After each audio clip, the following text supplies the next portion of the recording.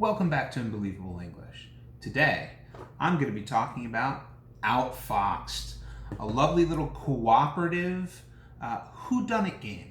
It's a mystery game. One of the foxes in town has stolen a pie, and it's our job as detectives, as chicken detectives, to figure out which one of those foxes did it. If the fox gets away, we all lose. But if we can figure out who did it before they get away, then we're going to be the winners. And we're going to figure out who did it by finding clues. Clues that tell us what kinds of things the thief had or didn't have. And then we're going to check out some suspects. We're going to look at the foxes in town and think about, could that fox have done the deed? Or, is it not possible because they either don't have something that the thief had, or they have something that the thief didn't have? Does that sound complicated? It's really pretty easy. Let's take a look. All right, everybody, let's talk about the components for Outfoxed. So the first thing you're going to see are these very colorful hats. These are the detectives. These are us. We're going to be working together, and we're each going to choose one color to be us. We're going to put them right in the middle of the board here, and that's where we're going to start as the detectives. You can see the detectives looking for clues there. So here we are in the middle of the board, ready to start.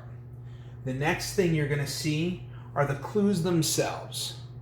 And each one of these is a different clue. There's maybe the suspect had a bag. Maybe the thief had a bag. Maybe the thief had a scarf. Maybe the thief had a hat. But we're going to shuffle all these up, and we're going to put them out on the board randomly, just like that. So these are our clues. We have our clues all ready to go, one on each one of these paw prints. We have our dice that will help us to do the things that we need to do. We'll talk about those in a minute. On every die there are paw prints and eyes. Here is the fox. This is the fox that stole the pie. So this fox starts here, and he's going to be trying to make his way along this path. And if he can get to the exit before we figure out which fox did it, we're going to lose. And that fox is here in this deck. So these are the thief. This is the thief deck. One of these cards is going to get taken and we're going to put it in our clue finder, just like that. And then when we find a clue, so if we choose to move, maybe we'll get here. We put the bag here, and this is really important, so I'm going to bring it super close in. We're going to open up the door, and you can see it's white. That means that this thief did not have a bag. But if it's green, and you'll see there are 3 green dots, if you ever open up one of the clues and you see green, that means the suspect did have that item. And so we're going to be looking for foxes that have whatever that thing is. But in this game, we know that the fox did not have a bag. So any fox with a bag, we're going to send home, and we're going to say, nope, you didn't do it. And here are all of our suspects. And these suspects are going to go face down around the board, just like this. And this is every fox in the game right here. And on my turn, on your turn, you're going to roll the dice. But before you roll the dice, this is super important. Before you roll the dice, you're going to say what you're doing. Either you're looking for clues, in which case you're going to move around the board, or you're looking for suspects. So if I say that I'm looking for a suspect, I have to roll 3 eyes in order to be able to go get that suspect. So if I roll the dice, I only got 1 eye. I can roll again. I can roll 2 extra times. There's 2 eyes. I get 1 more choice, 1 more chance. I didn't get it. I didn't get my 3 eyes, so the fox is going to move. right? Just like that. So that's how the dice work. If instead I say that I want to look for clues, then I want the paw prints.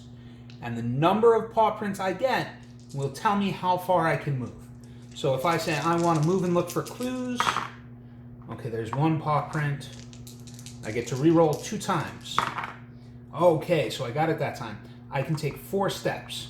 1, 2, 3, 4 paw prints. So maybe I'll go 1, 2, 3, 4. And if I can reach a space with a clue, then I can check that clue and see whether the suspect had that thing or not. So here we go, let's see. The suspect did not have a hat. And that's the basics of the game. We're going to be going around trying to figure out what the thief had on them so that we can determine who the thief is. So let's try another turn, and let's see. We're going to try to look for a suspect now. Uh-oh, that's really bad. That's a great turn if I want to move. It's not a great turn if I'm looking for a suspect. So I'm going to pick them all back up. I get 2 more rerolls. That's better. And I get 1 more turn here. Hey, I got all 3 eyes. So I can check a suspect, and I'm going to look at this suspect. Here's Harold. Harold is wearing glasses, he's wearing a cape, and he has a bag. Now in this game, we don't know whether Harold is the thief or not. All we know is that the thief does not have a hat. Well, Harold doesn't have a hat, and so we're going to put Harold here, and we're going to wait to see for later whether whether he did it or not. But right now, he is a suspect because he is not wearing a hat. So if we were to do it again and we were to look at Belvedere, well, Belvedere does have a hat. And we know that the thief did not have a hat. So we're going to say goodbye to Belvedere, and Belvedere is going to go away. We don't have to worry about him anymore. So he's going to come out of the game. And just like that, we'll start to see who could have stolen the pie and who didn't steal the pie. So let's take a couple more turns here. It's the red player's turn. The red player is going to look for clues. So we're going to roll. Uh-oh. So there's 1. We need 2 more. He wants to move and look for clues. Okay, 1. I get 1 more reroll. Okay, now he can take 3 steps. The red player can take 3 steps. So let's come out of the box over here. And we can go 1, 2, 3. So we'll go just like that. 1, 2, 3. We've got a new clue. And it's the bag now. We saw this earlier when we were demonstrating the components. But let's see if the thief had a bag. Did the thief have a bag? No, he didn't. Well, that means that we now know that Harold didn't do it. Harold has a bag. So we're going to say goodbye to Harold, and we're going to kick him out. So let's have the yellow player go, and the yellow player, we don't have any suspects right now. So the yellow player is going to look for a suspect. Which means, oh, look at that, 3 eyes right off the bat. Let's look at this suspect. It's Beatrice. Beatrice has a scarf, Beatrice is wearing gloves, and Beatrice has an umbrella. Now, that makes Beatrice a suspect. She doesn't have a hat, she doesn't have a bag. She maybe stole the pie. So now it's the green player's turn, and the green player is going to look for more clues. So he's going to move and look for clues, hopefully. And look at that, he can take 3 steps right away. But this is really interesting because he can't go anywhere where there's going to be a clue right away with 3 steps. So he's going to go 1, 2, 3, but he can't go in. He's got to wait until his next turn before he can actually get in there and check that clue. So we're going to go back to the blue player, and the blue player, maybe he's going to look for a suspect. So we got 2 eyes. Oh, look at that, 3 eyes. So let's look at this suspect. This is Arthur. Arthur has a bag. Arthur is wearing a scarf, and Arthur is wearing a hat. Well, we know that the thief did not have a bag. The thief did not have a hat. We're going to say goodbye to Arthur. Arthur is not the thief. He's not a suspect. We know he didn't do it. So it's the red player's turn. The red player is going to look for a clue, maybe. So he's going to move and look for a clue. We need paw prints. There's 2. We need 1 more paw print. And we got it. And the red player can go 1, 2, 3. But he can't get in there. You go 1, 2, 3, and you go 1, 2, 3. So maybe the red player will go 1, 2, 3. You can't go diagonally. You can't go 1, 2. That doesn't work. So 1, 2, 3, and then on his next turn, hopefully, he can check out that clue. That makes it the yellow player's turn again. The yellow player wants to look for a suspect. So we're looking for eyes. We want 3 eyes. There's 2 eyes. Let's do one more. There's 3 eyes. Here's Mary. Mary's lovely. Mary's got a flower. Mary's got a bag. Mary's wearing a scarf. Mary is not the thief. Mary has a bag, and the thief does not have a bag. Bye-bye, Mary.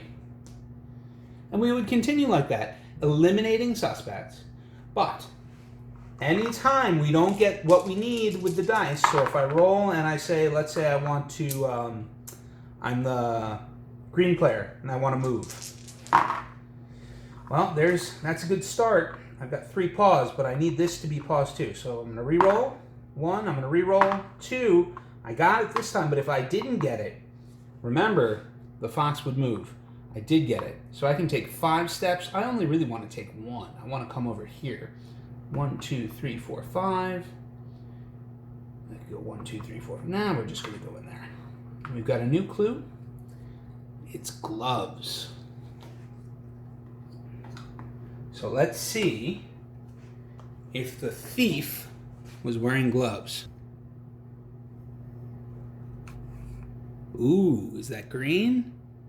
That is green. The thief was wearing gloves. This is very important information because Beatrice, our suspect, is wearing gloves. So she's still a suspect. Maybe she did it. And we would have to keep playing to find out. So that's the basics of how to play. If the fox makes it all the way to the exit, then everyone loses.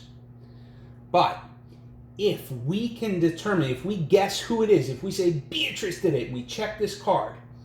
If Beatrice's name is on this card, then we win.